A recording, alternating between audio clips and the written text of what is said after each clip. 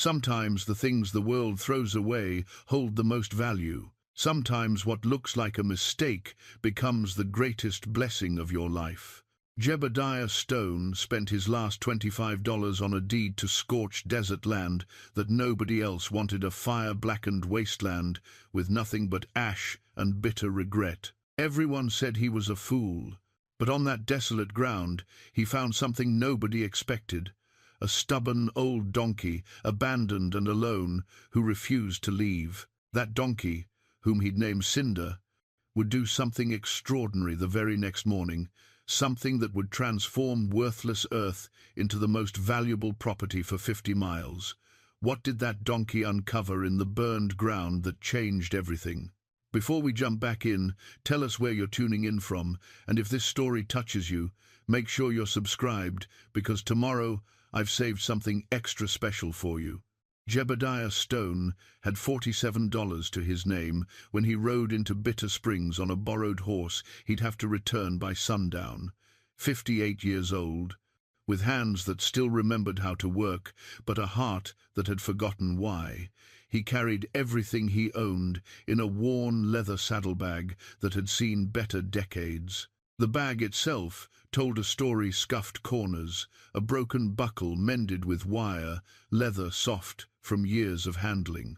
Inside, 2 shirts, a spare pair of socks with careful darning, a tin cup, a folding knife, a faded photograph of a woman with kind eyes, and the deed to a small ranch that no longer existed.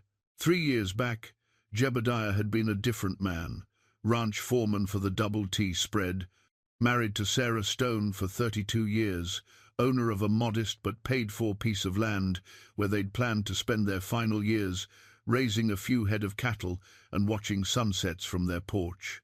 Sarah used to say they'd earned their rest, that life owed them some peace after all the hard seasons they'd weathered together. She'd been making plans, talking about which vegetables would grow best in their garden, about maybe getting some chickens, about inviting their scattered children and grandchildren for holidays. Simple dreams, but real ones. Then the fever came through that winter. Started in the mining camps up north, spread like wildfire through the settlements. Sarah caught it helping their neighbors' sick children that was just like her, never could stand by when someone needed help. She fought it for 8 days. Jebediah sat by her bedside every hour he wasn't forced away, holding her hand, reading to her from the books she loved. On the 8th night, she squeezed his fingers once, smiled at him with those kind eyes, and slipped away so quietly he almost didn't notice the moment she left. The world had kept turning, but Jebediah couldn't figure out how to turn with it. He tried staying at the ranch, but every corner held her presence, her apron still hanging on its peg, her coffee cup on the shelf, the quilt she'd been sewing spread across their bed half finished. The silence was worse than any noise. After 6 months of walking through rooms that echoed with absence, he sold the place for less than it was worth. Didn't have the energy to haggle, didn't much care. He'd drifted since then, taking work where he could find it. Ranch hand, stable keeper, sometimes just odd jobs that paid enough for a meal and a place to sleep. The money from the ranch sale had seemed substantial at first, but it had a way of disappearing: medical bills he'd forgotten about, debts Sarah had quietly been managing, the cost of simply existing when you had no place to exist.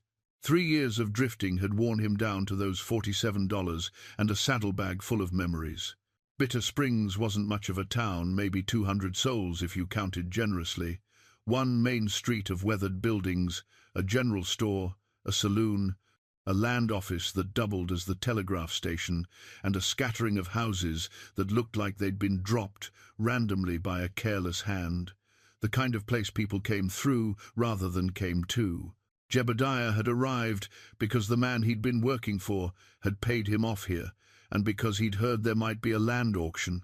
He wasn't sure why he cared about a land auction, wasn't sure he wanted to own anything again, to have something that could be lost.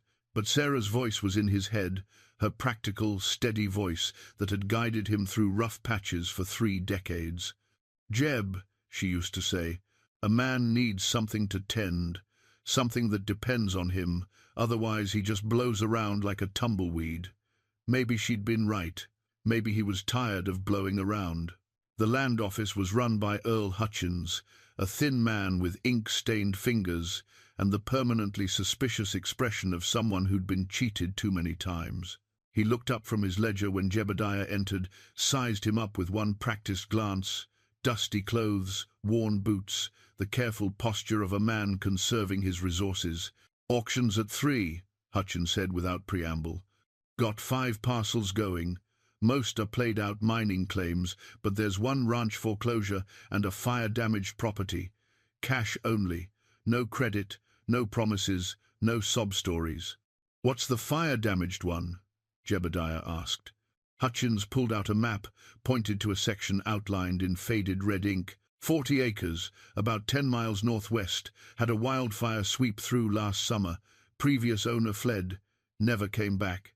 Bank took possession, wants it off their books. Fair warning place is thoroughly scorched.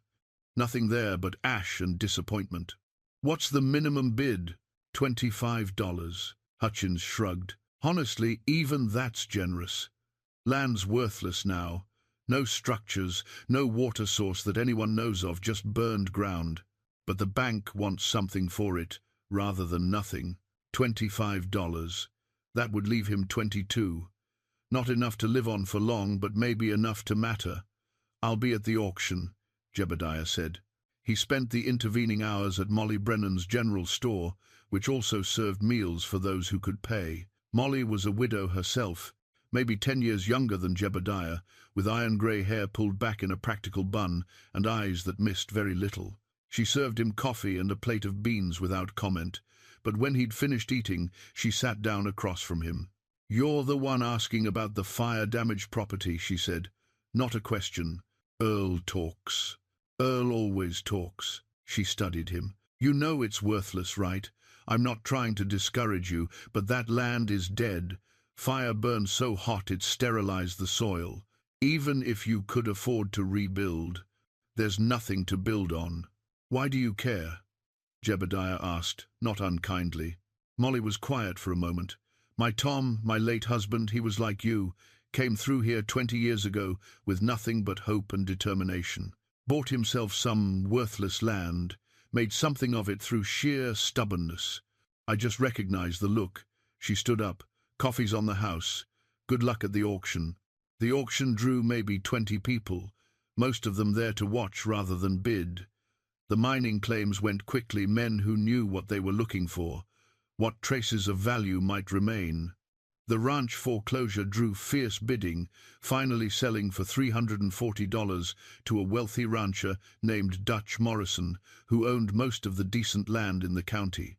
Morrison was the kind of man who took up space even when sitting still. Broad-shouldered, expensively dressed, with a thick beard and eyes that calculated the value of everything they saw.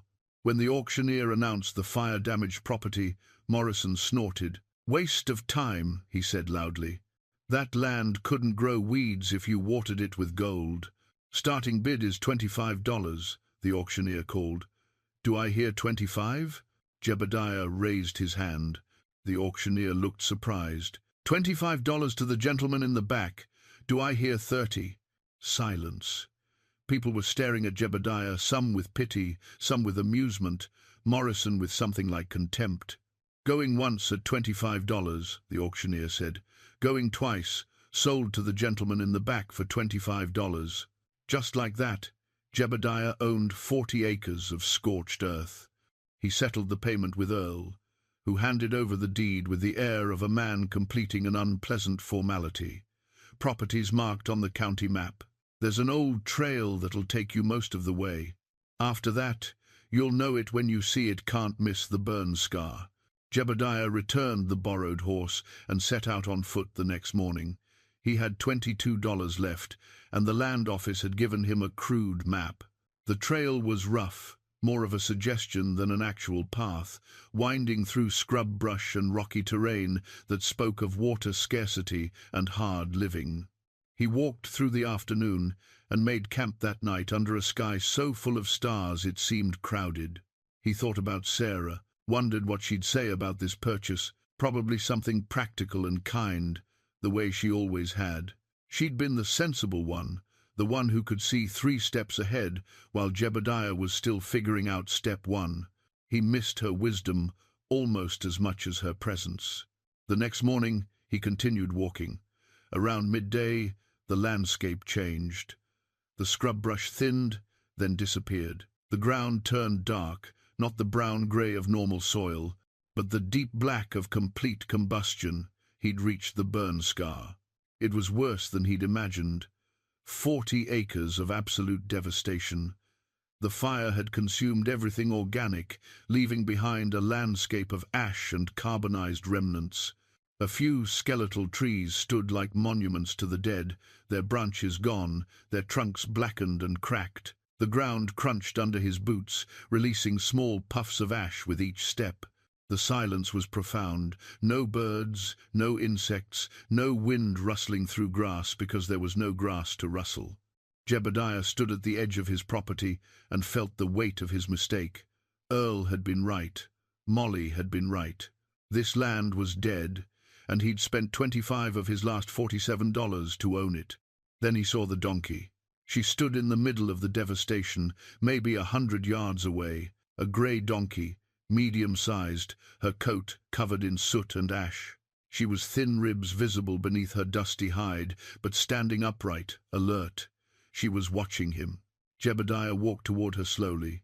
She didn't run, just kept watching with large, dark eyes that seemed impossibly expressive. As he got closer, he could see she'd been there a while. Her hooves had worn paths through the ash to harder ground beneath. Near where she stood, the earth had been disturbed, places where she'd been digging, searching for anything edible. "Hey there," Jebediah said softly. "What are you doing out here, girl?" The donkey flicked her ears but didn't move. Up close, he could see she was old grey around her muzzle, a certain careful way of standing that spoke of long years. Someone had abandoned her here, left her on this dead land to fend for herself. The anger that rose in Jebediah was surprising in its intensity. He'd been numb for so long that feeling anything sharp was almost painful. What kind of person left an animal to die slowly in a place like this? He opened his saddlebag and pulled out the jerky he'd been saving for supper, broke off a piece, held it out. The donkey's nostrils flared. She took 2 careful steps forward, stretched her neck, and gently took the jerky from his palm. Her teeth were worn, but her mouth was soft, careful not to catch his fingers. "You've been alone a while, haven't you?" Jebediah said. "Well, so have I." He gave her the rest of the jerky, then poured water from his canteen into his tin cup. She drank it in 3 long draughts, then looked at him expectantly. "That's all I've got," he told her, "but I'll figure something out. Can't leave you here any more than I can leave myself here." He made camp as the sun set, choosing a spot near where the donkey had been standing. There was no wood for a fire. Everything combustible had been consumed months ago. He spread his bedroll on the ash-covered ground, lay down, and stared at the stars emerging in the darkening sky. The donkey stood nearby, a solid presence in the emptiness. Occasionally she'd shift her weight or flick her tail, but mostly she just stood there, watching over him like some kind of ash-covered guardian angel. Jebediah closed his eyes and thought about the choices that had led him here. A $25 purchase that had seemed desperate at the time now seemed outright foolish. 40 acres of land that couldn't support a single blade of grass, let alone a life. And an abandoned donkey who probably wouldn't survive another month without help. But as he drifted towards sleep, he realized something had shifted. For the first time in 3 years, he wasn't thinking about what he'd lost. He was thinking about what was right in front of him, a problem to solve, a creature that depended on him, a piece of ground that was his to tend, however barren it might be. Sarah had been right. A man needed something to tend, even if it was just scorched earth and a stubborn old donkey. Dawn came cold and clear, the kind of morning that makes the desert feel honest about what it is, beautiful and harsh in equal measure. Jebediah woke to a rhythmic scraping sound, a persistent scratching that pulled him up from dreams he couldn't quite remember. He sat up, his back complaining about a night spent on hard ground, and looked for the source of the noise. The donkey was digging. Not the casual pawing of a bored animal, but focused, determined digging. Her front hooves struck the ground in rapid succession, sending up clouds of ash and darker soil. She was working at a spot about 30 feet from where Jebediah had slept, near the base of what had once been a mesquite tree. The tree was dead now, just a blackened trunk, maybe 8 feet tall, but the donkey had chosen this spot with clear intention. "What are you after, girl?" Jebediah stood, brushed ash from his clothes, and walked over to her. The donkey paused long enough to look at him, then immediately returned to digging. Her nostrils flared with effort, her ears pinned back with concentration. This wasn't random behavior. She was looking for something specific. Jebediah knelt beside her excavation. The donkey had already dug down maybe 6 inches, past the layer of ash and into harder packed earth beneath. He could see scratch marks from her hooves, the disturbed soil arranged in a rough circle about 2 feet across. "Easy now," he said, reaching out to stop her. "You'll hurt yourself." The donkey pulled back from his touch but didn't stop digging. If anything, she intensified her efforts, her breathing growing heavier. There was something almost frantic in her movements now, as if time were running out. Then Jebediah heard it. A sound different from soil and ash, a metallic scrape, brief but unmistakable. The donkey's hoof had struck something solid. "Hold on," Jebediah said, his heart suddenly beating faster. "Hold on, now." He moved the donkey gently aside. She resisted at first, but finally stepped back, watching him with those large, expressive eyes. He knelt in the hole she'd created and began digging with his hands, pushing aside the loose soil and ash. His fingers found the edge of something hard and flat. He cleared more dirt away, working carefully now, feeling the shape of it. Metal, definitely metal, and it was big. Jebediah worked faster, widening the excavation, following the edges of whatever the donkey had found. After 15 minutes of digging, he'd exposed enough to understand what he was looking at. A well cap, old iron, rusted but intact, maybe 3 feet in diameter. It had been buried under 6 inches of ash and wind-blown soil, completely hidden from view. If the donkey hadn't known exactly where to dig, he never would have found it. Could have walked over this spot 100 times and never known it was there. His hands were shaking as he cleared the last of the debris away from the cap. There were marks on it, iron handles on opposite sides, and something stamped into the metal itself. He wiped away the rust and grime, revealing numbers. 1,867. This well was nearly 20 years old. "How did you know?" he asked the donkey. "How did you know it was here?" She just stood there, watching him with an expression that might have been satisfaction if donkeys could look satisfied. The ash that covered her coat made her look like she'd been forged from the burned earth itself, grey and sooty, a creature of cinders and determination. "That's what I'll call you," Jebediah said. "Cinder, you're a donkey made of ash and stubbornness." Cinder flicked her ears as if acknowledging her new name, then took 2 steps closer to the well cap and lowered her head, sniffing at it intently. Jebediah gripped one of the iron handles and pulled. The cap didn't budge. 20 years of rust and settling had welded it to its frame. He braced his feet, used both hands, pulled with everything he had. Still nothing. He sat back, breathing hard, and studied the problem. The cap was heavy, probably 200 pounds of solid iron. Even when new, it would have taken 2 men to lift it. Rusted in place, it might as well have been part of the earth. Cinder moved closer. Positioning herself near the well cap, she lowered her head and pushed at it with her nose, then looked at Jebediah expectantly. "You want to help?" he asked. She pushed at the cap again, more insistently this time. Jebediah looked at her, looked at the cap, and made a decision. He found a piece of burned wood that was still solid part of a fence post, maybe, and wedged it under the edge of the cap.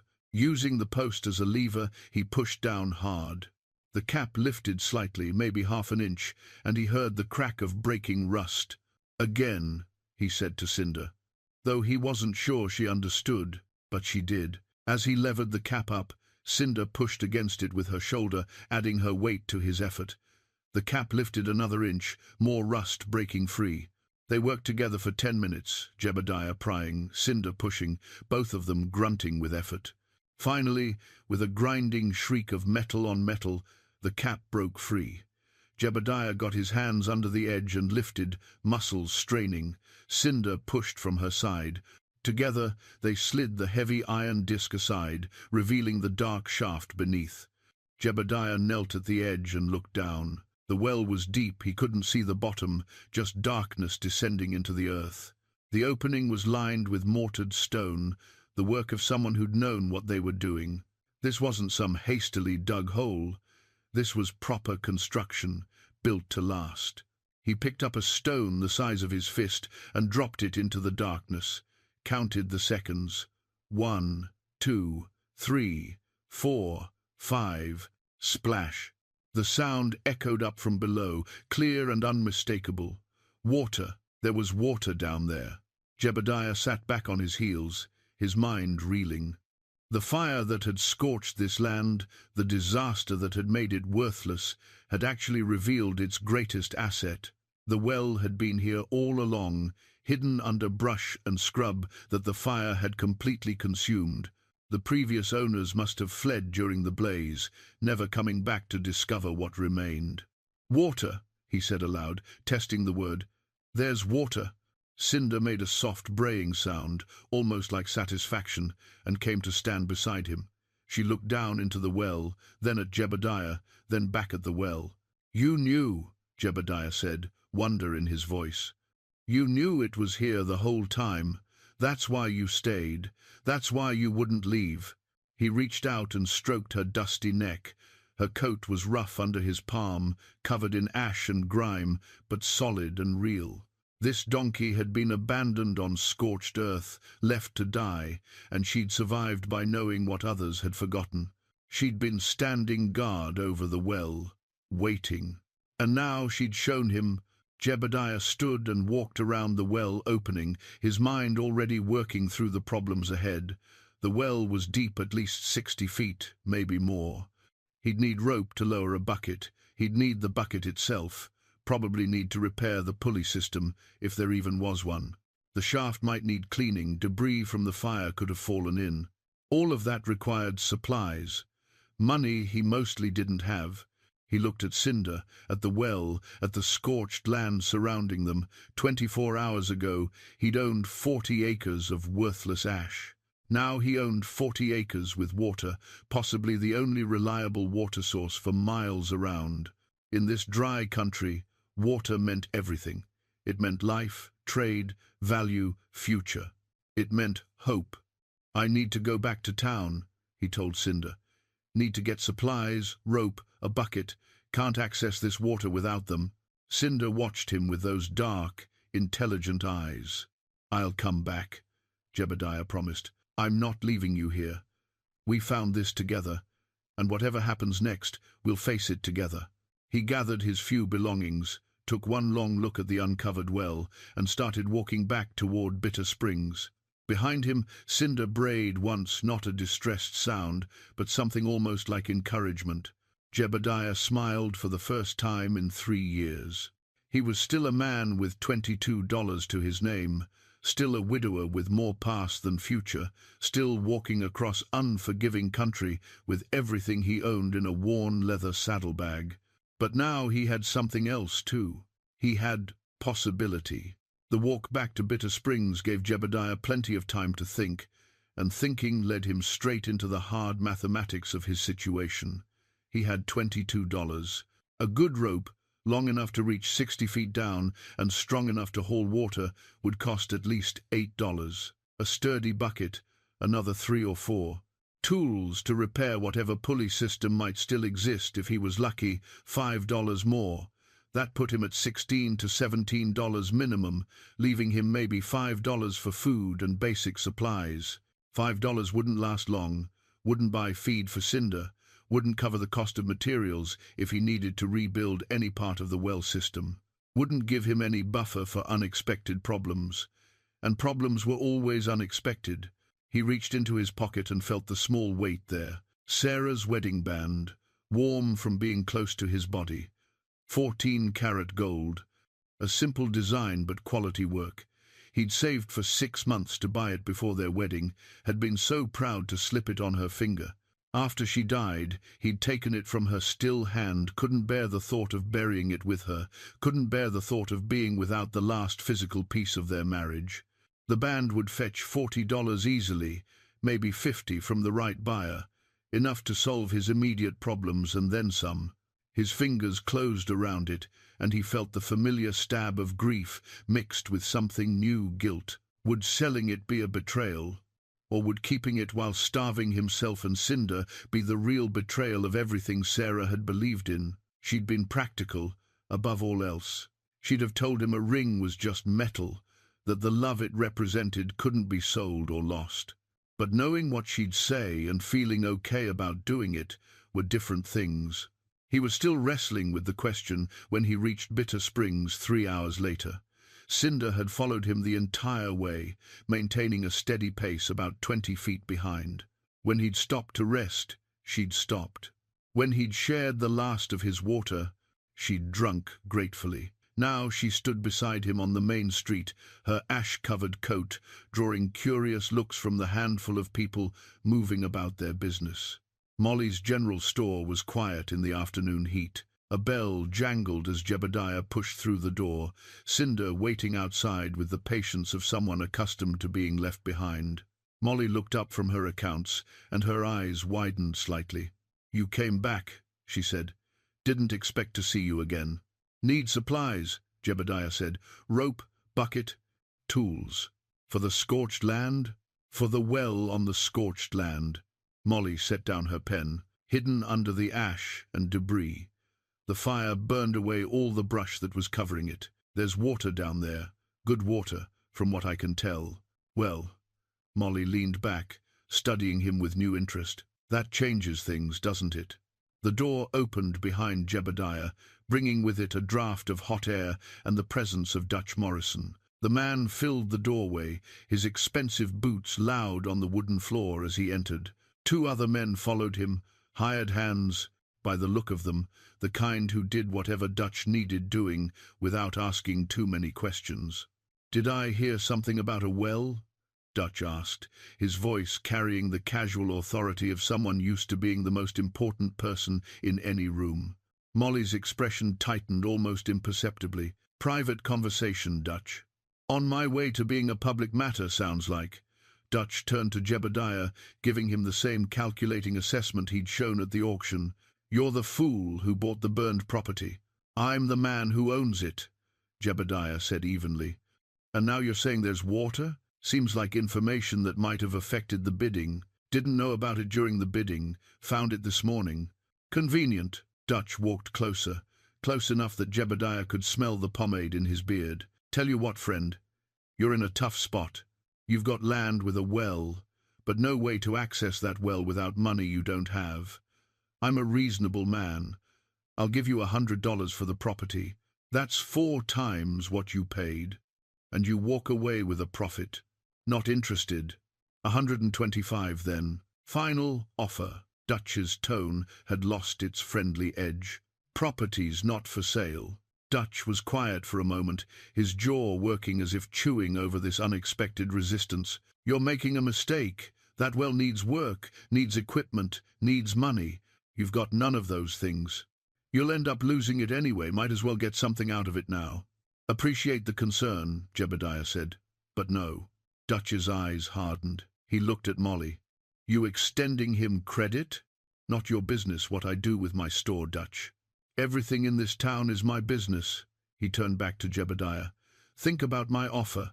Out here a man can have all the rights in the world and still lose everything if he's not careful. Accidents happen. Wells collapse.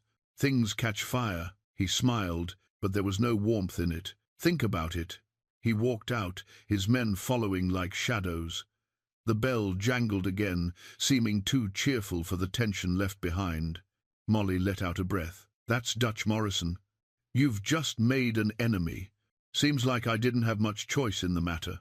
"No," Molly agreed. I suppose you didn't. She pulled a ledger from under her counter, opened it to a fresh page. My late husband Tom, he came through here 23 years ago with nothing but determination and debts.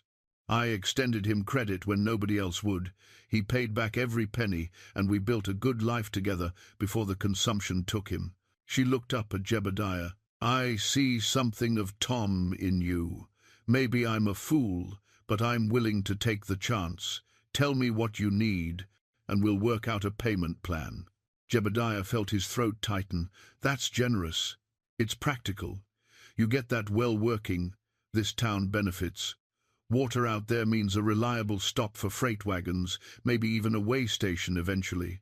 That brings trade, and trade is good for everyone. She picked up her pen. So what do you need? 60 feet of good rope, a bucket, pulley hardware if you have it, some basic tools, hammer, nails, saw, and feed for the donkey. Molly wrote it down. Call it $45 total. You pay me back when you can. No interest for the first 6 months. After that, we'll talk. Fair? Jebediah reached into his pocket, pulled out his remaining $22. This is what I have now. It's a start. Molly took the money, made a notation in her ledger. Let me get your supplies together. While she worked, Jebediah watched through the window as Dutch Morrison stood across the street, talking to his men. Dutch was looking at the general store, his expression unreadable from this distance. One of his men nodded and walked toward the livery stable. Jebediah turned away from the window.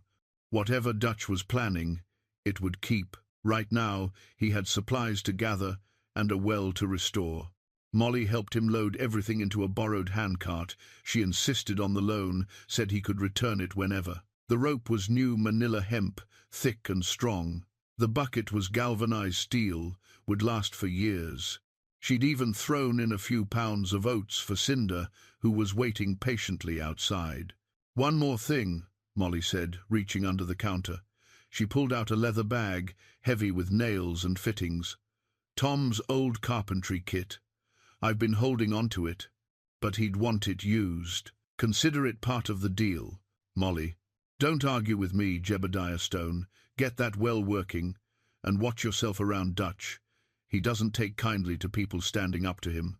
Jebediah shook her hand, finding it strong and calloused, the hand of someone who'd worked hard for everything she had. I'll pay you back, every penny. I know you will, she said. Now go. Daylight's burning.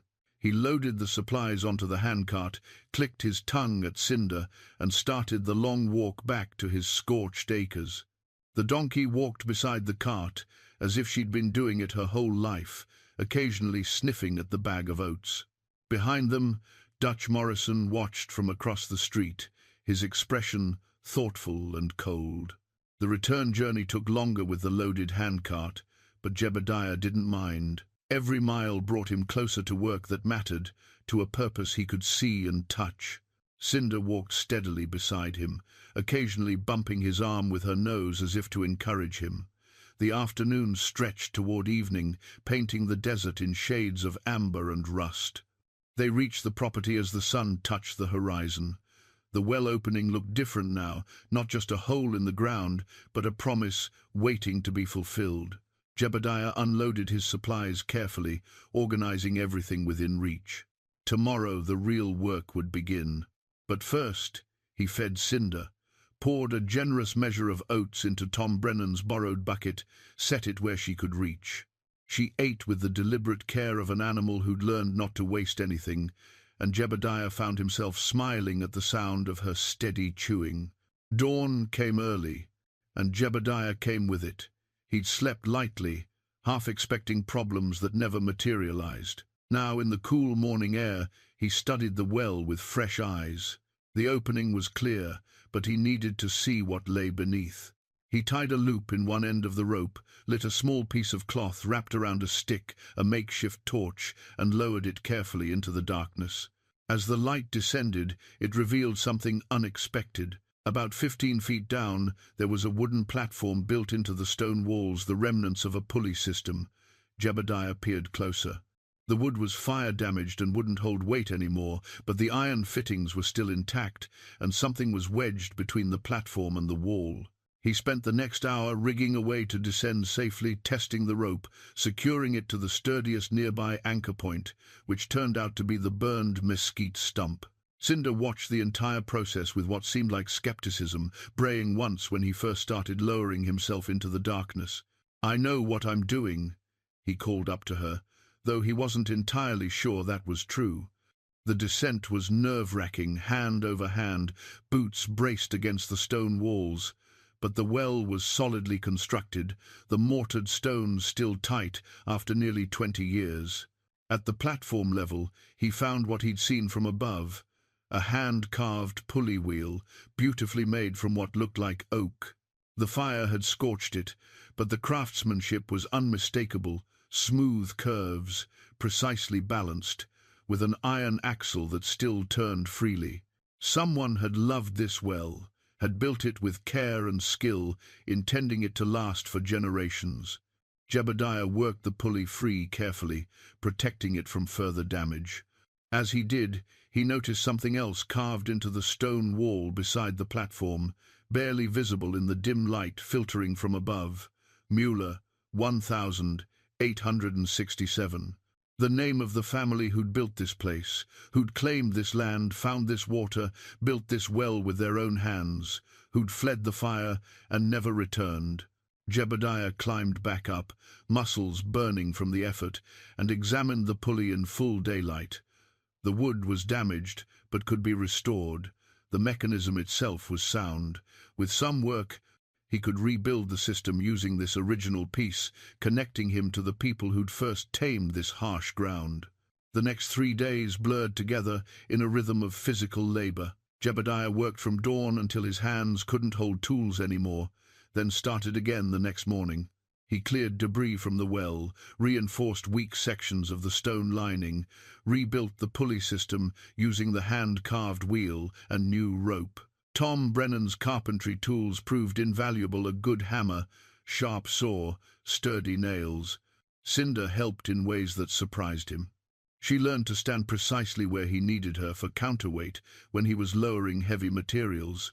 She'd bray a warning if she heard or saw something he'd missed while focused on his work. At night, she stood watch while he slept, her ears constantly moving, monitoring the darkness. They developed a partnership built on mutual dependence and something that felt remarkably like friendship. On the afternoon of the 3rd day, Jebediah attached the bucket to the rope for the first time, lowered it into the well, and felt the weight change as it broke the water's surface far below. He raised it slowly, careful not to spill, and when the bucket emerged into sunlight, it was full of water that caught the light like liquid silver. He set the bucket down, his hands shaking slightly, crystal clear, cold from the depths, no smell or discoloration. He dipped his fingers in, tasted it. Perfect. Sweet and clean, the kind of water men would travel miles to find. Jebediah poured some into his canteen, then tipped the bucket so Cinder could drink.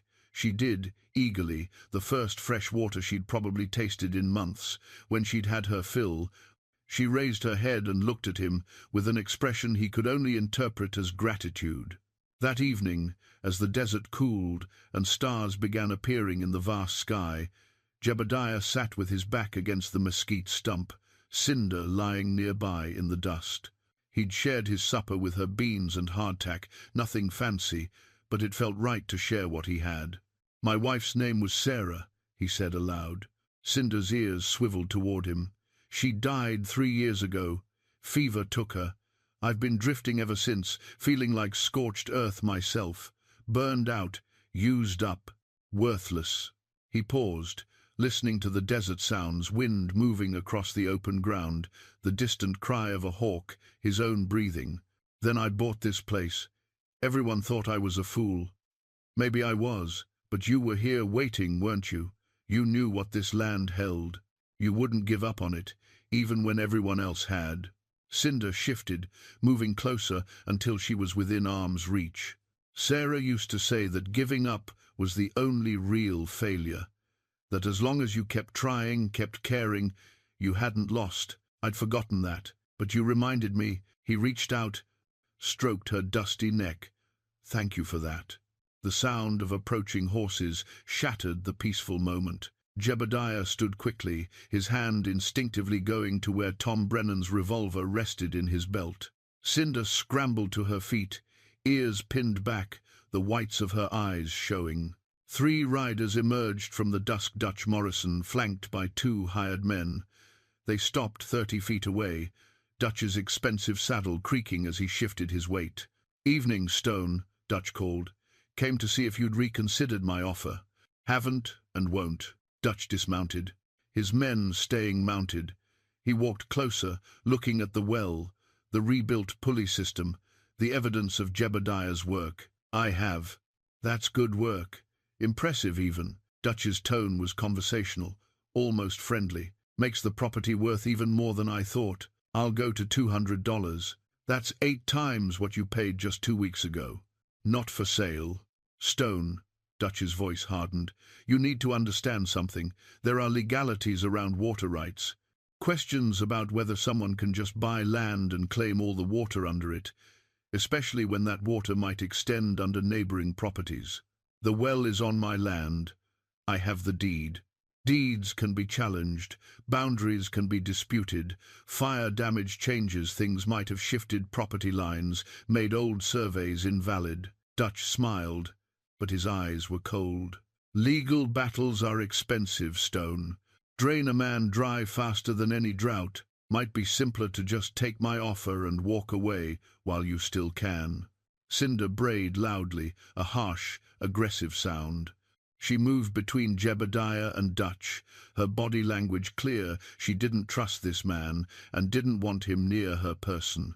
Dutch's men's horses shifted nervously at the sound. Dutch himself took an involuntary step back before catching himself. "That's an unfriendly animal," Dutch said. "She's a good judge of character," Jebediah replied. Dutch's jaw tightened. "You're making a mistake. Men have lost more than land out here when they didn't know their place. Think about that." He remounted, yanked his horse's head around harder than necessary. "I'll give you 3 days to reconsider. After that, I can't guarantee your safety or your properties." He spurred his horse, and the 3 riders disappeared into the gathering darkness. Cinder stayed tense until they were gone, then gradually relaxed. She moved close to Jebediah, pressing against his side. "He's not going to give up," Jebediah said quietly. "This is going to get worse before it gets better." But as he looked at the well, at the water they'd worked so hard to access, at the partnership he'd built with an ash-covered donkey on land everyone else had given up on, he felt something unfamiliar stirring in his chest. Not fear, not resignation, determination. This land had given him back his purpose. Cinder had given him back his will to fight, and he'd be damned if he'd let Dutch Morrison or anyone else take that away. The morning after Dutch's visit, Jebediah decided to expand his understanding of the property. He'd been so focused on the well that he hadn't fully explored the rest of the 40 acres. Now, with Dutch's threats about disputed boundaries echoing in his mind, he needed to know exactly what he owned and where his property lines ran. He started by walking the perimeter, using landmarks from the crude map Earl Hutchins had provided. The boundaries were clearer than he'd expected. A natural wash marked the eastern edge, an old survey stake still stood at the northwest corner, and someone had piled stones along part of the southern line. As he walked, Cinder following at her usual distance, he paid attention to the ground beneath his feet. The fire had been thorough, but here and there he found remnants of what had been here before. A piece of rusted chain, the frame of what might have been a gate, and, most intriguingly, the outline of a foundation, stones mortared together in a rough rectangle about 20 feet by 15 feet. The Muller family's home, or what was left of it. Jebediah knelt beside the foundation, running his hands over the stones. Good work, careful work. These people had intended to stay. He began clearing away ash and debris, more out of respect than necessity, and his fingers touched something smooth and metallic. He dug it out carefully, A brass compass, tarnished but intact, with a hinged cover that still opened properly. Inside the cover, engraved in neat script, H. Mueller, Surveyor, 1867. Heinrich Mueller had been a surveyor. That explained the quality of the well construction, the precise placement of the property markers.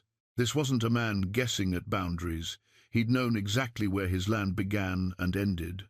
Jebediah cleaned the compass carefully, watching the needle swing to magnetic north.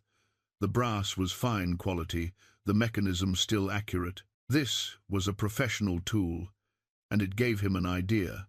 If Mueller had been a surveyor, his property lines would have been officially recorded. More than that, if Dutch tried to claim the fire had changed boundaries or made old surveys invalid, Jebediah could prove him wrong with proper documentation. He needed to go to the county seat. The journey would take 2 days each way, 4 days total away from the property. 4 days Cinder would be alone. 4 days Dutch could do whatever he wanted without witnesses. But if Jebediah didn't secure his legal standing, Dutch would use the courts to take what he couldn't take by intimidation. He looked at Cinder, who was watching him with her usual alert expression. "I have to leave for a few days. Go make sure our claim is solid. Can you hold down the place while I'm gone?"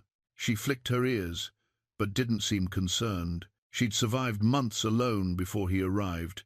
A few days wouldn't change anything for her. Jebediah packed light just essentials and the deed to his property. He left Cinder plenty of water and the last of the oats, though she had her own ways of finding food.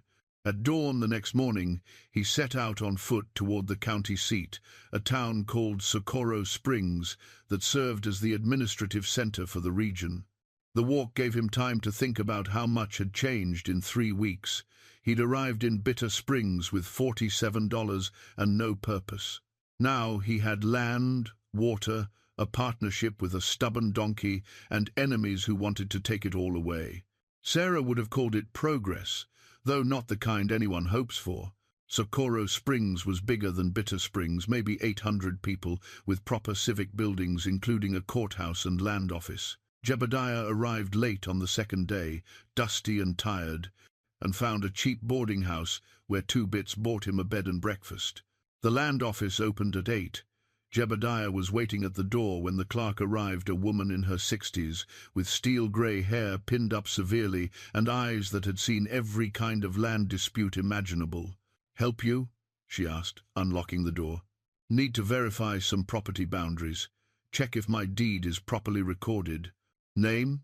Jebediah Stone. Property northwest of Bitter Springs, 40 acres that used to belong to the Mueller family." The woman's eyebrows rose slightly. "The burned land?" Thought the bank finally unloaded that. "Come in." Inside, the office was cramped but meticulously organized. Shelves lined every wall, filled with ledgers and document boxes, each labeled with dates and property descriptions. The woman, her nameplate read, Agnes Porter, county clerk, pulled down several volumes and spread them on her desk. "Mueller property," she said, running her finger down columns of entries. "Here we are. Heinrich and Greta Mueller filed claim 1867, surveyed and recorded that same year. 40 acres, specific coordinates listed." She looked up at Jebediah. "Your deed legitimate?" He handed it to her. She examined it thoroughly, comparing it to the records. After several minutes, she nodded. "Deed's good. Bank had proper authority to sell. You bought it fairly. Property lines are exactly as surveyed in 1867. Fire doesn't change legally recorded boundaries, regardless of what some folks might claim." She looked at him sharply. "Dutch Morrison giving you trouble?" "How'd you know?" "Because Dutch Morrison gives everyone with land. He wants trouble. He's smart about it too. Uses legal pressure, not violence. Files, objections, claims irregularities, ties people up in court until they can't afford to fight anymore." She closed the ledger. "You're luckier than most. Mueller was a professional surveyor. His records are impeccable. Dutch would have a hard time challenging anything here. Is there anything I should do to make my claim stronger?" Agnes thought for a moment. You found water on the property? A well was hidden by brush that burned away in the fire. Then file a water rights claim. Makes your ownership more concrete, establishes you're making productive use of the land. I can process the paperwork today if you have specifics. Jebediah provided everything he knew about the well, its location, depth, the fact that it had been constructed in 1867 by the original owner. Agnes filled out the necessary forms with practiced efficiency, had him sign 3 different documents and stamped them with her official seal. Water rights are now registered under your name, Jebediah Stone. Primary rights to the well and reasonable use of any water source on your 40 acres. She handed him a certified copy. Keep this safe. It's worth more than the land itself out here. What do I owe you? $2 for the filing fee. And a piece of advice for free: Dutch Morrison doesn't lose gracefully. You've just made yourself very visible to the territorial government. He can't make you disappear quietly now, but that doesn't mean he won't try to make your life difficult. Jebediah paid the fee and left with his certified documents carefully stored in his shirt pocket. The return journey seemed shorter, though his legs disagreed. He pushed hard, anxious to get back to the property, to Cinder, to make sure everything was still standing. He crested the ridge overlooking his land in the late afternoon of the 4th day. From this distance, everything looked normal: the well, the foundation, the scorched earth slowly recovering. But as he got closer, he noticed things were different. Fresh hoofprints everywhere, wagon tracks leading right up to the well, boot prints circling the foundation. Cinder was agitated when he arrived, braying and pacing. She pushed against him, clearly upset. Jebediah checked her over quickly. No injuries, but she'd been stressed by something. Nothing was stolen or damaged, but someone had definitely been there. They'd examined the well closely. The rope was repositioned differently than he'd left it. They'd poked around the foundation. They'd surveyed his entire property, measuring it, evaluating it. Then he saw the note. Someone had driven a nail into the mesquite stump that anchored the well rope. Pinned to that nail was a piece of paper with writing that hadn't been weathered by time. Last chance, $300. Otherwise, accidents happen. Fire, drought, cave-ins, all natural causes out here. Jebediah stood holding the note, anger rising hot in his chest, not just at the threat, but at the violation. Dutch's men had come while he was gone, had invaded this space, had frightened Cinder, had made it clear they could come back any time. He looked at his certified water rights document, then at the threatening note. Legal protections were fine, but they didn't stop men from acting in the dark. He couldn't be here every moment, couldn't defend the property alone around the clock. Cinder pushed her nose against his arm, seeking comfort or offering it, he wasn't sure which. I know, girl, I know. He stroked her neck, thinking hard. We need help, can't do this alone anymore. The sun was setting, painting the scorched earth in shades of orange and red. Jebediah made his decision. Tomorrow, he'd go back to Bitter Springs, not to negotiate with Dutch, but to find allies. Because if Dutch wanted a fight, Jebediah would give him one. But he'd be smart about it, the way Sarah had taught him to be smart about challenges that couldn't be met with just stubbornness and hard work. He'd build a community, just like he was building a life on this scorched ground. One careful step at a time. Jebediah arrived in Bitter Springs mid-morning, his mind made up, but uncertain about how to proceed. He needed help, but asking for it didn't come naturally. 3 years of drifting alone had reinforced old habits of self-reliance that Sarah had spent 3 decades trying to soften. Molly's store was busy, 2 women examining fabric, a rancher collecting supplies. Molly saw Jebediah enter and gave him a quick nod that said she'd make time when she could. He waited, watching the commerce of a small town, the familiar rhythms of people going about their lives. When the store finally emptied, Molly came around the counter. You look troubled. Dutch visited my property while I was in Socorro Springs. Left a note, $300 or accidents happen. Molly's expression darkened. That's his way. Threatened just enough to scare people, but vague enough he can't be prosecuted. She was quiet for a moment. You're not the first person he's done this to. I know. That's why I'm here. I need help, Molly.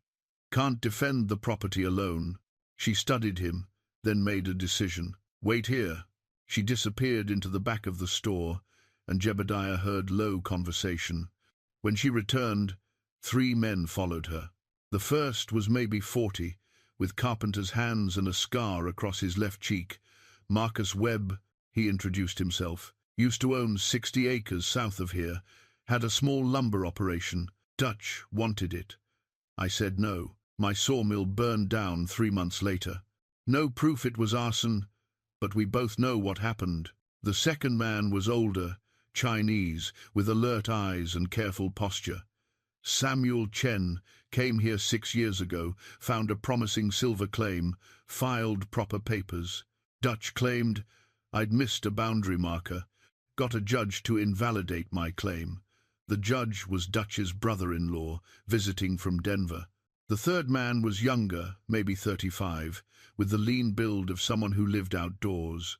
His features spoke of mixed heritage, angular cheekbones and dark eyes that missed nothing. James, Running Bear. My mother was Pawnee, father was a trapper. Had land near the river, good grazing. Dutch claimed water rights superseded my ownership, ran me off with 6 hired guns. The 4 men stood in a rough circle, each carrying the weight of losses to the same man. We've been waiting, Marcus said, waiting for someone with a legitimate claim strong enough to fight Dutch, someone with spine enough to actually do it. Why me? Jebediah asked. Because you have what Dutch wants most, water, Samuel said. With the railroad coming through in 6 months, whoever controls water sources controls everything. Dutch has been systematically acquiring properties to create a monopoly. Your land is the keystone. James nodded. Railroad surveyors have already been through. The most direct route needs a water stop exactly where your property sits. Dutch plan to control that, charge premium rates. But you own it now, and you won't sell. We help you keep it, Marcus said, and we all benefit. It proves Dutch can be beaten, sets a precedent.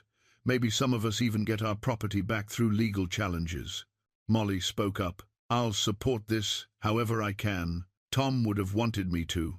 Jebediah looked at each of them, men who'd lost to Dutch Morrison, who carried their own burdens of defeat and anger, men willing to risk Dutch's retaliation by helping someone else fight back. What are you proposing? He asked.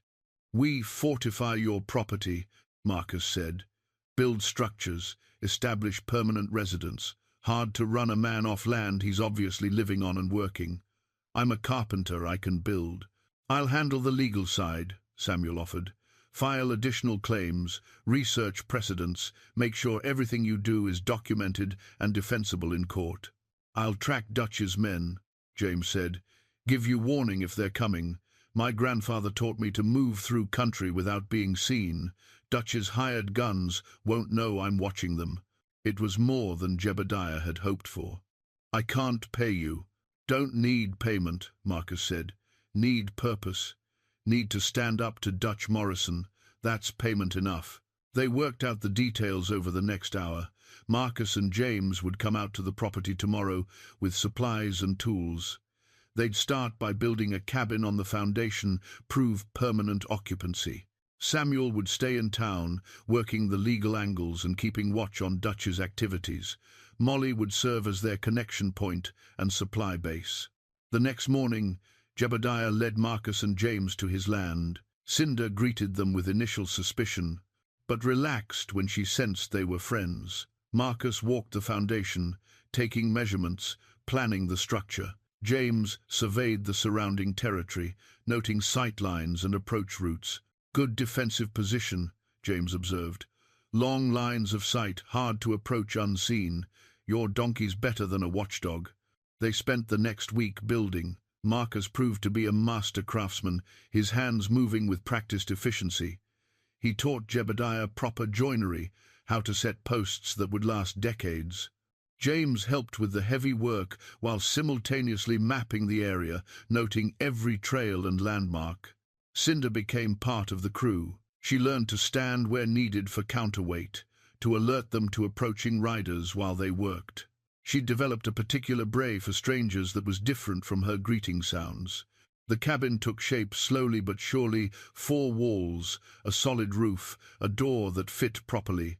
Nothing fancy, but substantial. Proof that someone lived here, tended this ground, had rights worth defending. On the 5th night, they sat around a small campfire, eating a simple meal Marcus had prepared. The stars were brilliant overhead, the desert air cool and clean. "This reminds me of building my sawmill," Marcus said quietly. "Had 3 good men helping me. We worked for 2 months straight, from dawn until we couldn't see. Best summer of my life, building something that mattered." "Why didn't you rebuild after the fire?" Jebediah asked. "Lost heart," Marcus admitted. "Losing the mill was losing my purpose. I'm a carpenter with nothing to build. Helping you this gives me back something I didn't know I was missing." James poked at the fire with a stick. "My grandfather used to say that land remembers who cares for it. The ground here knows you care, Jebediah. Knows you, and that donkey refused to give up on it. That matters more than deeds or water rights." "Mueller family cared for it too," Jebediah said. "Built that well with love and skill. They're part of this land still, even though they're gone." Samuel, who'd ridden out to check on their progress, spoke up. "Filed 3 additional claims today.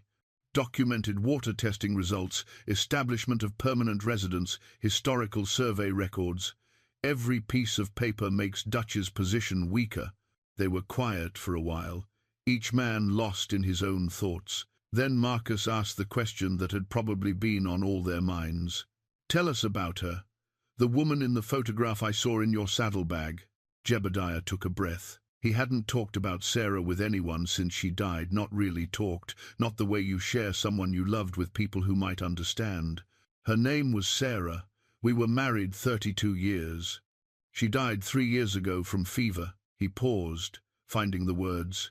"She believed in helping people, in standing up for what's right, even when it's hard. When I bought this land, I thought I'd made a fool's mistake. But Sarah would have understood.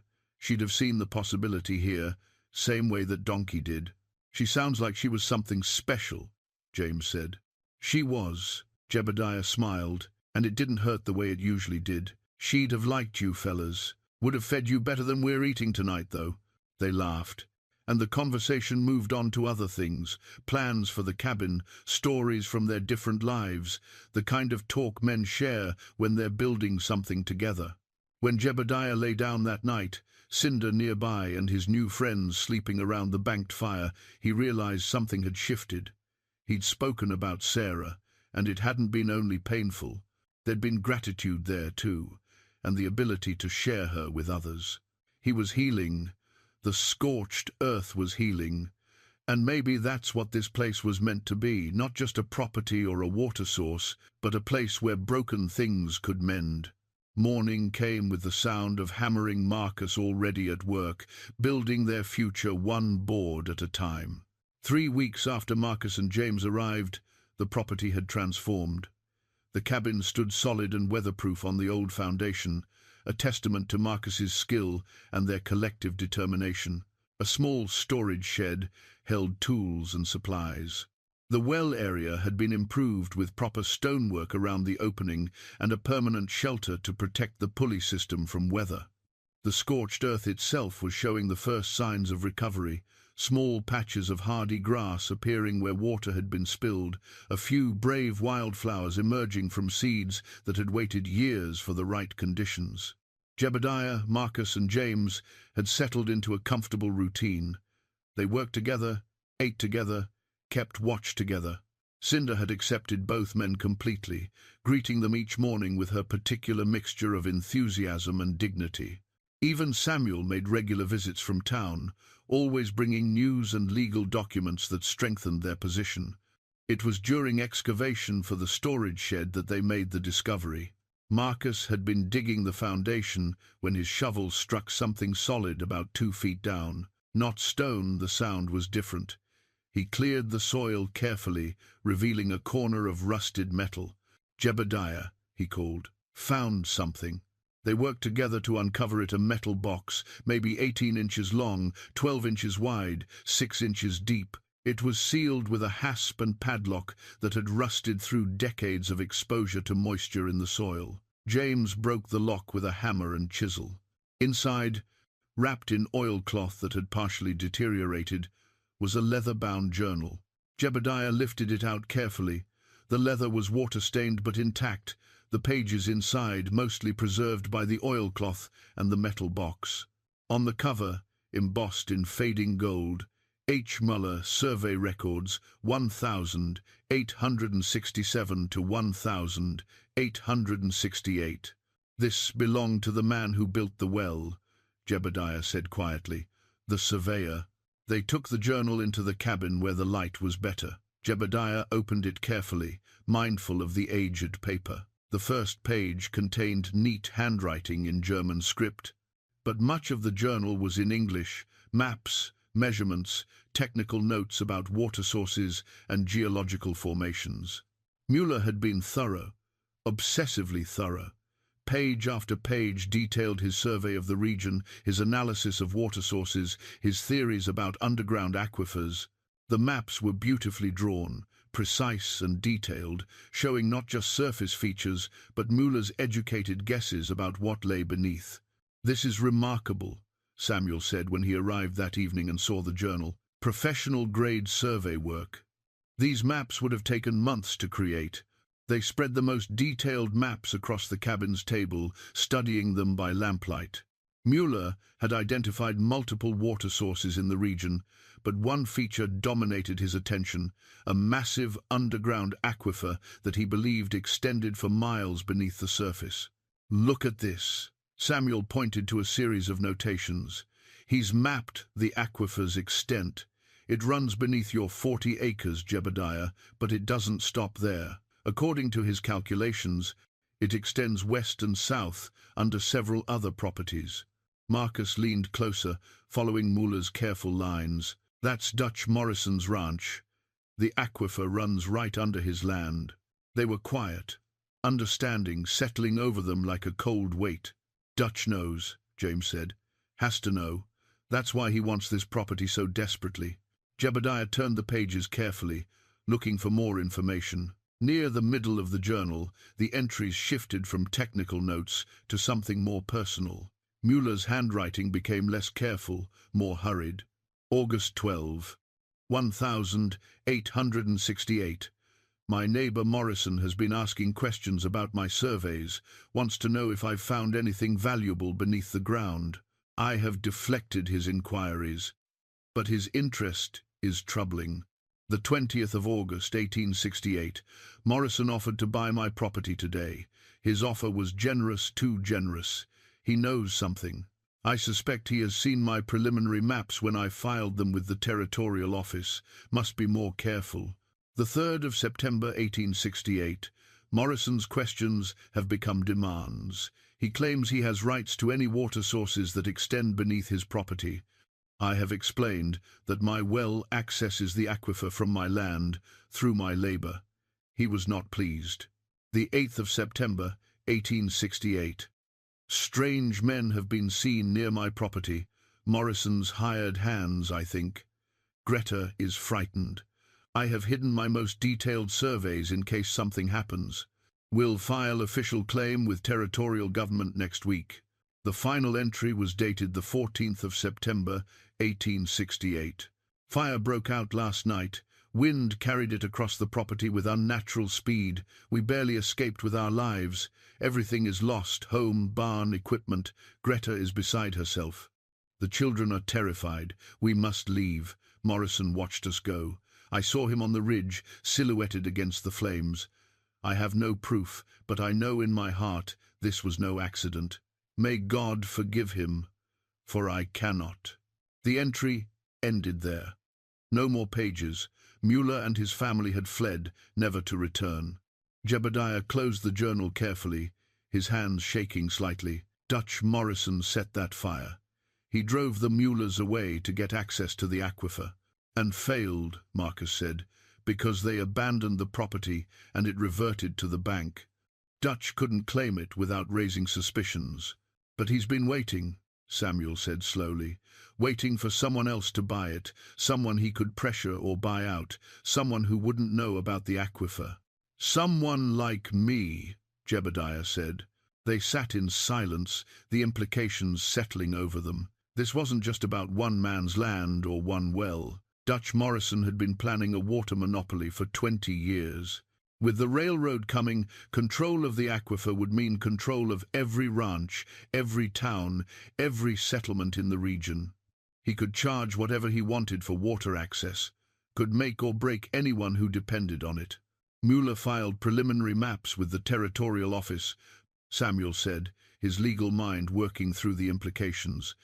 If we can find those records, they predate any claims Dutch has made. We could file for primary rights to the aquifer based on Mueller's original survey work. Would that hold up? Marcus asked. If we can prove continuous connection between Mueller's claim and Jebediah's current ownership, yes. The property transferred legally through the bank. Mueller never formally abandoned his claim. He was driven off by what we can now demonstrate was arson. James had been quiet, but now he spoke. If we do this, Dutch will know we've found the journal, found proof of what he did. He won't just threaten anymore. No, Jebediah agreed. He'll come with everything he has. They looked at each other, 4 men who'd already lost to Dutch Morrison in one way or another, now facing the decision to challenge him on a scale that dwarfed their individual grievances. We have to do it, Marcus said finally. Not just for us, for every person Dutch has bullied or cheated, for the Muellers who lost everything, for everyone who'll need water in the future. Agreed, James said. Samuel nodded. I'll need to ride to Santa Fe with the journal, file claims with the Territorial Water Commission, get this on record before Dutch realizes what we've found. That's a 3-day journey, Jebediah said. One way. I'll go with him, Marcus offered. Watch his back. And I'll stay here with Jebediah, James said. Guard the property and that donkey. If Dutch's men come, they'll find we're not as easy to move as they think. They spent the next hours planning. Samuel would make copies of the most important maps and entries in case something happened to the original journal. They'd leave at first light, riding fast, carrying proof that could change everything. Jebediah went outside to check on Cinder. She was standing near the well, alert despite the late hour, as if she sensed the importance of what they'd discovered. You knew this land was special, he told her softly, knew it was worth fighting for. You were right to stay, right to dig until you found that well. Now we know why it matters so much. She pushed her nose against his chest, a gesture of affection or reassurance, he wasn't sure which, maybe both. He thought about the Muellers, Heinrich and Greta, and their children, fleeing through the night while flames consumed everything they'd built. Thought about Dutch Morrison watching them go, satisfied that he'd driven them off. Thought about 20 years of Dutch using fear and violence to get what he wanted. That ended now. Sarah's voice was in his head again, clear as if she were standing beside him. Standing up is hard, but living with yourself after backing down is harder. I know, he said aloud. I know. Cinder flicked her ears, listening to him talk to someone who wasn't there, accepting it the way she accepted everything else about this strange man who'd bought scorched land and decided to stay. Inside the cabin, lamplight flickered as Samuel carefully copied maps and Marcus prepared supplies for their journey. James was cleaning weapons, not looking for a fight, but ready for one if it came. They were 4 men and a donkey against the most powerful rancher in the territory. 4 men with a journal of proof and a claim to water that could change everything. 4 men who'd been knocked down before and learned that getting back up was the only choice that mattered. The stakes had just become enormous, but so had the possibility of winning. Samuel and Marcus left at dawn, Mueller's journal wrapped carefully in oilcloth and secured in Samuel's saddlebag. They rode good horses borrowed from Molly, not the fastest animals, but reliable over distance. Jebediah and James watched them disappear into the morning haze. both men understanding that the next few days would determine everything. "We should prepare for company," James said quietly. "Dutch has men watching the roads. They'll know Samuel and Marcus left, and they'll wonder why. How long before Dutch figures out what we found? He's not stupid. 2 men riding hard towards Santa Fe right after we've been excavating? He'll make the connection." James scanned the horizon with practiced eyes. "I'll set up observation posts. If anyone approaches, we'll have warning." The 3-day journey to Santa Fe tested Samuel and Marcus in ways they hadn't anticipated. The first day passed without incident, but on the second day, they noticed riders following at a distance 3 men who maintained just enough separation to avoid direct confrontation, but made their presence felt. "Dutch's men," Marcus said, checking the rifle secured to his saddle. "Don't engage unless they force it," Samuel cautioned. "We need to reach Santa Fe with this journal intact." That night, they made a cold camp, no fire to mark their position. They took turns keeping watch, but the followers didn't approach. Instead, they remained visible on a distant ridge, a psychological tactic designed to create fear and exhaustion. Santa Fe appeared on the afternoon of the 3rd day, its adobe buildings golden in the slanting light. Samuel went straight to the territorial offices, while Marcus stayed with the horses and kept watch. The followers had disappeared somewhere in the outskirts of the city, but Marcus didn't trust their absence. Inside the territorial building, Samuel found himself directed to the office of Thomas Blackwell, Commissioner of Water Rights for New Mexico Territory. Blackwell was in his 50s, with the careful eyes of a man who'd spent decades navigating political waters as treacherous as any physical drought. "I need to file aquifer rights claims," Samuel said without preamble, "and I have historical survey documentation that predates all existing claims in the Bitter Springs region." Blackwell's eyebrows rose. "That's a bold statement. Let me see your documentation." Samuel laid Mueller's journal on the desk, opening it to the detailed aquifer maps. Blackwell leaned forward, his professional interest clearly piqued. He studied the maps for several minutes, occasionally making notes, comparing details to other documents on his desk. "This is professional-grade survey work," Blackwell said finally. "Where did you get this?" "Heinrich Mueller's original survey journal. He was a professional surveyor who claimed land near Bitter Springs in 1867. Filed preliminary maps with this office that same year. The property was abandoned after a suspicious fire in 1868. "Mueller," Blackwell repeated, reaching for a different set of ledgers. He flipped through pages, found what he was looking for. "Yes, here. Heinrich Mueller, filed survey maps, September 1867, recorded with territorial government. Preliminary aquifer identification noted but not fully claimed at the time." He looked up at Samuel. "These claims were never formally abandoned or transferred. They just went dormant when Mueller left. The property has been legally purchased by Jebediah Stone, who discovered Mueller's well and has been developing water rights. Can Stone claim continuation of Mueller's original survey work?" Blackwell thought carefully. "If Stone owns the property legally, and Mueller's heirs haven't contested the transfer, then yes. Stone can file primary aquifer rights based on Mueller's original identification and survey work. That would predate any subsequent claims. Dutch Morrison has been filing water source claims throughout the region for the past 15 years. "Ah." Blackwell's expression became knowing. "This is about Morrison. I've seen his filings. Very aggressive, very comprehensive. But if Mueller identified this aquifer first and filed preliminary maps, Morrison's claims become secondary. That's exactly what we need to establish."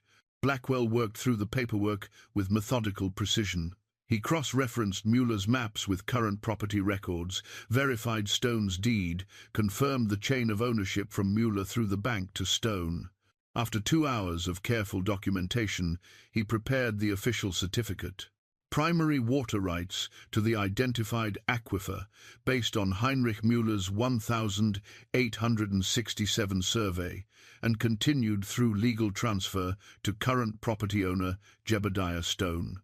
This supersedes all subsequent claims filed by other parties in the affected region. Blackwell stamped the document with his official seal, signed it, and handed it to Samuel. "Keep this safe. Morrison won't be happy." "That's an understatement." "Be careful, Mr. Chen. Morrison has influence, and men with influence don't like losing it. This document is legal protection, but paper can't stop bullets." Samuel secured the certificate in his jacket, thanked Blackwell, and left to find Marcus. They needed to get back to Bitter Springs before Dutch learned what they'd accomplished. The return journey started well. They rode hard, pushing the horses but not breaking them, trying to put distance between themselves and Santa Fe. But on the second day, as they passed through a narrow canyon with high walls on either side, the ambush came. 3 men appeared ahead, blocking the trail, the same men who'd followed them to Santa Fe. Their intentions were clear in their postures, in the rifles they held casually but ready. "That's far enough," one of them called. "Hand over whatever papers you got from the territorial office." Marcus and Samuel pulled their horses to a stop. Marcus's hand moved slowly toward his rifle. "Don't be stupid," the man warned. "3 of us, 2 of you. Just give us the papers and ride away." "Can't do that," Samuel said calmly. "Then you're choosing the hard way." What happened next occurred in heartbeats. Marcus grabbed his rifle, knowing they couldn't surrender what they'd fought so hard to obtain. The lead gunman fired, his shot catching Marcus in the left shoulder and spinning him partially out of his saddle. Samuel spurred his horse forward, charging the men rather than retreating, using surprise as a weapon. His horse collided with one of the gunman's mounts, creating chaos. Marcus, despite his wound, got his rifle up and fired twice. One shot went wild, but the second caught a gunman in the leg. The man screamed and fell. Samuel drew his pistol and fired at the remaining 2 men, more to create covering fire than to hit anything. The ambushers hadn't expected resistance. They'd thought intimidation would work. Now, with 1 man wounded and 2 armed men fighting back, they reconsidered. The uninjured gunmen grabbed their wounded companion and retreated, dragging him toward their horses. Marcus slumped in his saddle, blood spreading across his shirt. Samuel reached him quickly. "How bad?" "Bad enough," Marcus gasped. "But I'll live. Go." They rode hard through the rest of the day, Marcus grimacing with every jolt but refusing to stop. Samuel fashioned a rough bandage from his shirt, but Marcus needed proper medical attention. By the time they reached Bitter Springs at dawn of the 3rd day, Marcus was pale and sweating, barely staying in his saddle. Molly saw them coming and immediately took charge, getting Marcus to the town's doctor while Samuel collapsed in her store, exhausted but clutching the certificate that had cost them so much. "James arrived an hour ago," Molly said when she returned from the doctor's. "Dutch and 8 men rode out to Jebediah's property yesterday. James came to get help." Samuel felt ice in his stomach. "Jebediah's alone." "Not anymore. James has been gathering every man willing to stand up to Dutch. They're assembling now." Samuel pushed himself to his feet despite exhaustion. "Then we need to move." Within the hour, 12 men had gathered, townsmen, ranchers, former soldiers, men tired of Dutch Morrison's control over the region. James had done more than gather men. He'd given them a reason to risk Dutch's wrath. Word of the aquifer claims, of Mueller's journal, of proof that Dutch had been building his monopoly through intimidation and probable arson. It had spread quickly through whispered conversations. Samuel showed them the territorial certificate, official and undeniable. "This is legal. Jebediah Stone has primary water rights. Dutch Morrison's claims are secondary. Anyone who harms Stone or his property is interfering with territorial water rights." A murmur went through the group. Legal backing changed everything. This wasn't just rebellion, it was enforcement of legitimate law. They armed themselves, not looking for a gunfight, but prepared if Dutch forced one. They gathered supplies, evidence, copies of the critical documents. Samuel insisted on going despite his exhaustion. This fight had been 20 years in the making, and he wouldn't miss the end. The sun was climbing toward noon when they rode out. 12 men and Molly she'd insisted on coming. Said her husband Tom would have ridden with them if he'd been alive. They made good time across the desert, following the trail Jebediah had walked that first day with $47 and no hope. As they crested the ridge overlooking his property, they saw smoke. The cabin was burning. Orange flames climbed the walls Marcus had built with such care, consuming in minutes what had taken weeks to construct. Black smoke rose into the clear sky like a signal of destruction. Below, they could see figures Dutch Morrison and his men, 8 strong, standing around the property. One of the men was holding a torch. Near the well, in a makeshift pen built from rope and stakes, Cinder stood trapped, agitated, braying loudly in distress. Jebediah was nowhere visible. Samuel felt his heart drop. They'd come to help, but had they come too late? Then he saw movement near the well. Jebediah emerged from behind the stone shelter they'd built around the opening. He was armed with Tom Brennan's revolver, but he was alone, facing 8 men who worked for a man who'd already proven willing to burn property and drive off families. "We need to move now," James said quietly, his hand on his rifle. The 12 men checked their weapons, shared quick glances that communicated everything: fear, determination, the knowledge that this moment would define them. Then they rode down the slope toward the burning cabin, toward the confrontation 20 years overdue, toward the reckoning that would determine not just one man's land, but the future of everyone who called this harsh, beautiful country home. The smoke from the burning cabin rose higher, a signal visible for miles, a declaration that Dutch Morrison was done with subtle threats and legal maneuvering. But so was everyone else. Jebediah walked forward slowly, deliberately, his boots crunching on the scorched earth that had given him everything he now stood to defend. Behind him, the well stood intact. Dutch's men had tried to damage it, but the stone construction had defeated their efforts. The cabin blazed, sending sparks into the afternoon sky. But the well remained. The water remained. That's what mattered. Dutch Morrison stood surrounded by his hired men, confident in his numbers, in his power, in his certainty that this would end as everything else had ended with him getting what he wanted. He watched Jebediah approach with an expression somewhere between contempt and satisfaction. "Stone," Dutch called out. "You've made this harder than it needed to be, but it ends here. Sign over the deed, take whatever money you think is fair, and walk away, or we'll bury you on your own land." Jebediah stopped 20 feet away, close enough to be heard clearly, far enough to have room to move if shooting started. He pulled a folded document from inside his shirt, the territorial certificate Samuel had risked everything to obtain. "This is a territorial water rights certificate," Jebediah said, his voice carrying across the open ground. "Primary aquifer rights based on Heinrich Müller's 1867 survey, filed 3 days ago in Santa Fe with Commissioner Thomas Blackwell. It supersedes all subsequent claims, including yours, Dutch." Dutch's expression flickered surprise, then calculation, then rage. "That's impossible. Müller's claims were abandoned. They were dormant, not abandoned. And they're active again now, legally transferred through my ownership of this property." Jebediah raised the document higher so Dutch's men could see it. "Anyone who harms me or my property is now interfering with territorial water rights. That's a federal offense." Several of Dutch's men shifted uncomfortably. They'd signed on for intimidation, maybe some property damage, but interfering with territorial claims was different. That could bring federal marshals, real consequences that Dutch's money and influence couldn't make disappear. "He's bluffing," Dutch said, but his voice carried less certainty. "That paper doesn't mean anything out here."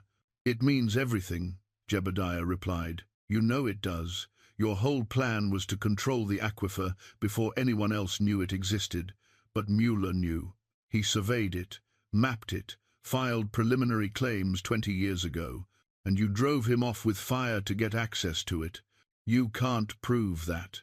Müller's journal proves it. Every word of his suspicions about you, every detail of how the fire started, every observation about your interest in his water surveys, it's all recorded. All filed now with the territorial government. Dutch's jaw clenched. Jebediah could see the man's mind working, trying to find an angle, a way to still win this. But the hired guns around him were already backing away, slightly professional fighters who understood when odds shifted from acceptable risk to probable disaster. One of them spoke up. "Morrison, I didn't sign on for federal charges. Man's got legal claims, documented and registered."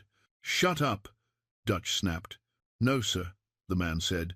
"I'm done." He moved toward his horse, and two other men followed him. Dutch's control was cracking. Jebediah could see it in his posture, in the tightness around his eyes, in the way his hands clenched and unclenched.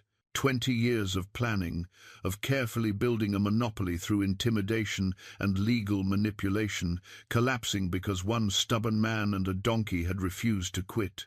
"This isn't over," Dutch said, his voice shaking with rage. "You think one piece of paper protects you? You think those claims make you safe? I think the law protects me, and the 12 armed men riding down that ridge behind you." Dutch spun around.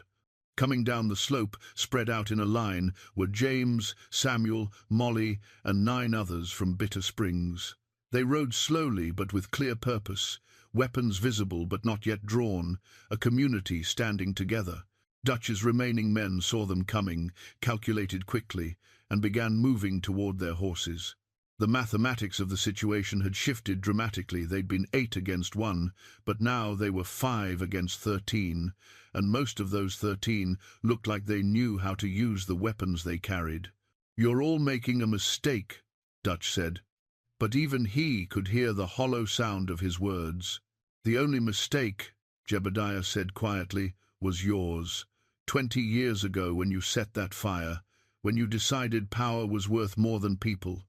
Dutch's face went red. His hand dropped to the revolver at his hip, rage overwhelming judgment. "I'll kill you myself." He drew his weapon, lifting it toward Jebediah. But before he could fire, there was a sharp crack of breaking wood and rope. The makeshift pen holding Cinder collapsed as she threw her weight against it one final time. The worn rope halter James had fashioned for her snapped clean through. Cinder charged. 800 pounds of furious donkey crossed the 20 feet between her and Dutch Morrison in heartbeats. Dutch saw her coming, tried to swing his revolver toward her, but she was too close, too fast, too determined. She hit him squarely in the chest with her shoulder, and Dutch went down hard, his revolver flying from his hand to land in the ash and dirt. His remaining men froze, unsure whether to help their employer or save themselves. The decision was made for them as Jebediah's allies arrived, surrounding the scene, rifles ready but not aimed, yet a show of force that needed no violent action to make its point. Samuel dismounted, holding papers. "Dutch Morrison, you're under arrest for arson, intimidation, and interference with territorial water rights. The county sheriff is on his way. We sent word yesterday." As if summoned by his name, Sheriff Crawford appeared from the direction of Bitter Springs, riding hard with 2 deputies. He took in the scene the burning cabin, the scattered hired guns, Dutch Morrison on the ground with a donkey standing over him like some kind of avenging angel, and Jebediah Stone holding a territorial certificate that changed everything. "Well," the sheriff said, dismounting, "looks like we've got this sorted. Morrison, you're coming with me." The immediate chaos settled like dust after a storm. Dutch's hired guns, who hadn't already fled, quickly made themselves scarce. Once the sheriff arrived, professional fighters smart enough to know when a job had gone bad. Dutch himself sat in the dirt where Cinder had knocked him, breathing hard, his expensive clothes covered in ash and soil.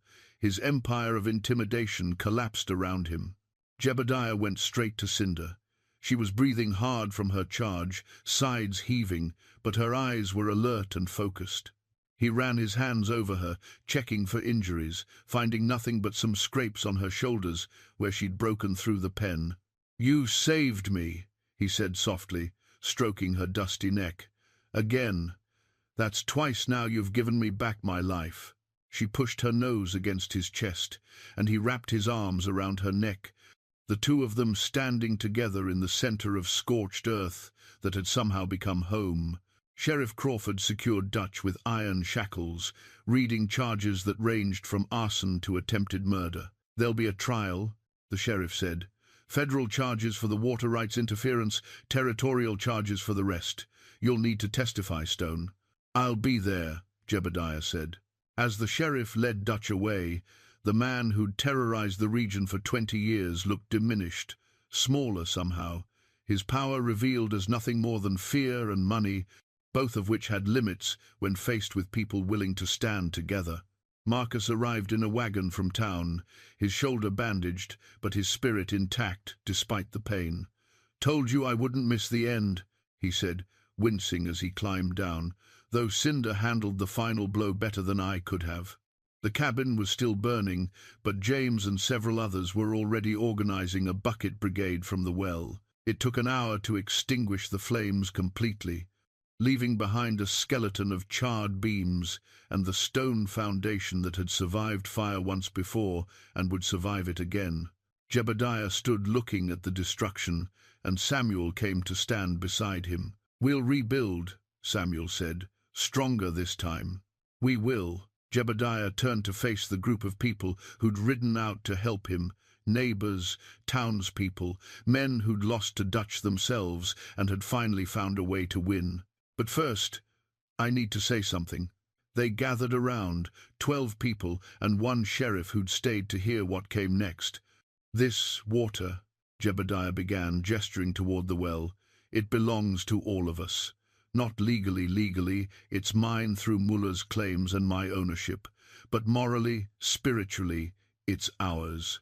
Mueller found it and shared it. Dutch tried to hoard it. I won't make that mistake." He pulled out the territorial certificate, held it so everyone could see. "I'm granting shared access to anyone who helped today. More than that, any local rancher or farmer who needs water gets it at cost. We'll charge fair rates to freight companies and travelers, but this community gets taken care of first." Molly's eyes glistened. "Tom would have loved this, would have loved you." "Tom's revolver saved my life," Jebediah said. "His widow gave me a chance when no one else would. His tools built what Dutch tried to burn. This is Tom's legacy as much as mine." James stepped forward. "We should make this formal. Create a water cooperative, something legal that outlasts any one of us." "I'll draft the paperwork," Samuel offered. "Make it binding, make it fair, make it permanent." Over the next week, the property transformed through collective effort. Marcus, despite his healing shoulder, supervised the reconstruction of the cabin this time, with stone walls that wouldn't burn, with a proper foundation, with craftsmanship that spoke of permanence. James helped build a barn for Cinder and the animals that would inevitably follow already. A lame horse and an old mule had been brought to the property. Animals others had given up on finding a home alongside the donkey who'd refused to quit. Samuel handled the legal work, creating a water cooperative that gave locals guaranteed access while establishing fair rates for commercial use.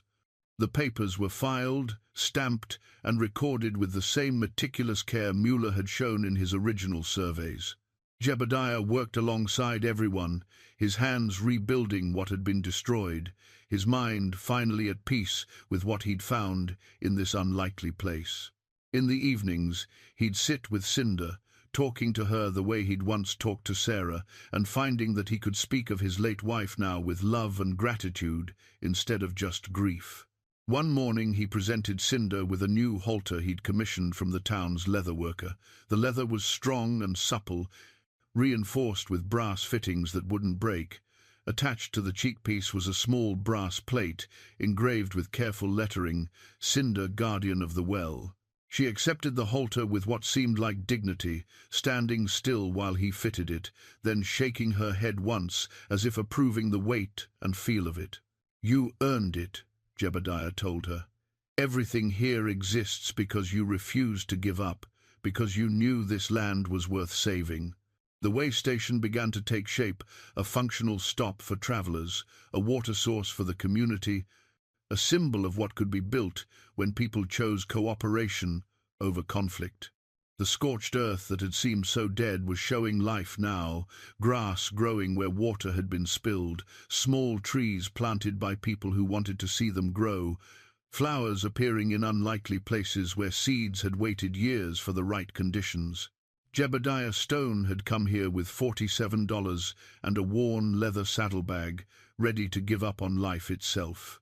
Now he stood in the center of a growing community, surrounded by friends, partnered with a donkey who'd saved him twice, and responsible for water that would sustain this harsh land for generations to come. He still missed Sarah every day, but the sharp pain of loss had softened into something gentler: gratitude for the years they'd had, appreciation for the values she'd taught him, and recognition that honoring her memory meant living fully, not just existing.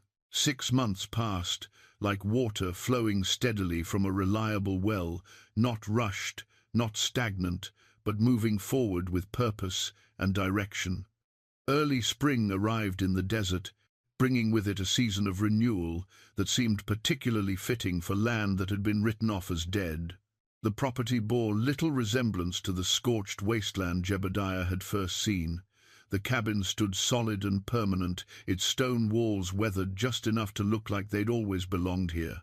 A proper barn housed Cinder and her growing collection of rescue animals.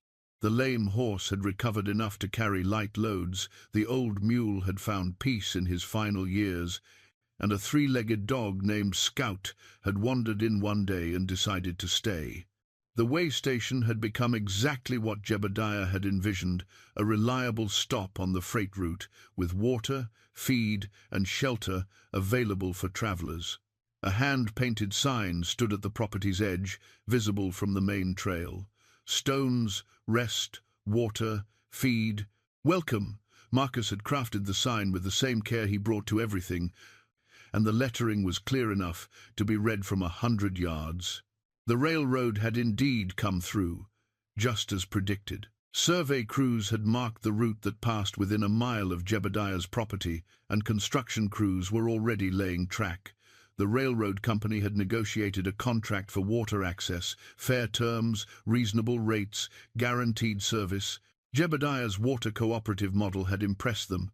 They'd even mentioned it in their reports as an example of community-minded resource management.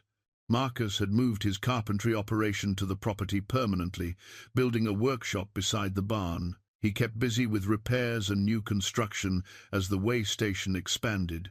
His shoulder had healed well, leaving only a scar and occasional stiffness on cold mornings, badges of standing up for what mattered.